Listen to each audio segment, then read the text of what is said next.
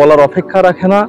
বাইরে বা রাস্তায় যাওয়ার কোনো পরিবেশই নেই। সারা দেহ মানে মুখ থেকে শুরু করে সারা দেহ মনে হচ্ছে যে পুড়ে পুড়ে যাচ্ছে। মানে আগুনের যে ঝলকানি, একটা সারা রোডে সারা রাস্তায় আগুনের ঝলকানি।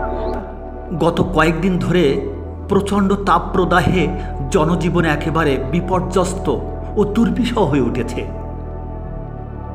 গরমের দাপটে মাঠ ঘাট শস্য ক্ষেত বাড়িতে কোথাও যেন স্বস্তির নিঃশ্বাস নেই। সর্বত্র গরম আর গরম। প্রচণ্ড গরমে জনজীবন নাবিশ্বাস্য হয়ে উঠেছে।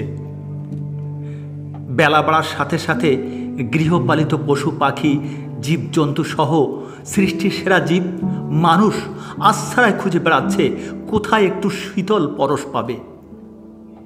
গরমে সারা দেশে হিটস্ট্রোক হচ্ছে মানুষ।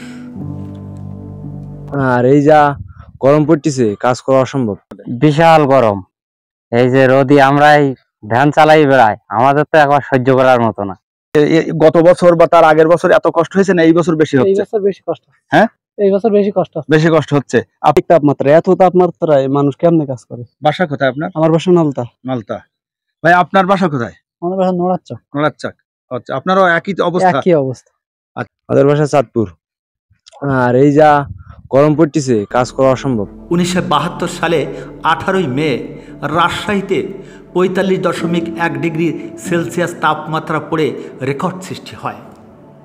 1965 সালে ঢাকাতে 42, আর এর আগে 1960 সালে 42.3 ডিগ্রি সেলসিয়াস তাপমাত্রা পড়েছিল। চলতি মৌসুমে 2024 সালে চুয়াডাঙ্গাতে এখনও পর্যন্ত 43 ডিগ্রি তাপমাত্রা পড়ে রেকর্ড সৃষ্টি হয়। আবহাওয়া অধিদপ্তর বলছে, তারা অনুমান করছে গত 100 বছরের ব্রেক করবে এবছর 30 এপ্রিল থেকে সামনের কয়েকটি দিনের মধ্যে। বাতাসে যেন আগুনের ফুলকি বের হচ্ছে, বিশেষত দুপুরের পর থেকে। জনজীবন একেবারে বিপর্যস্ত হয়ে উঠেছে।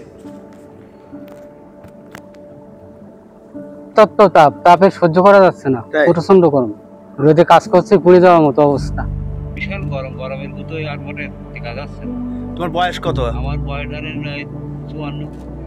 এত গরম কোনো সময় দেখিছো? না। হ্যাঁ, এত গরম কোনো সময় দেখিনি। এই ধরনের 45 বছরের মধ্যে কোনো এত গরম না, আমাদের সঙ্গে দেখা করি না।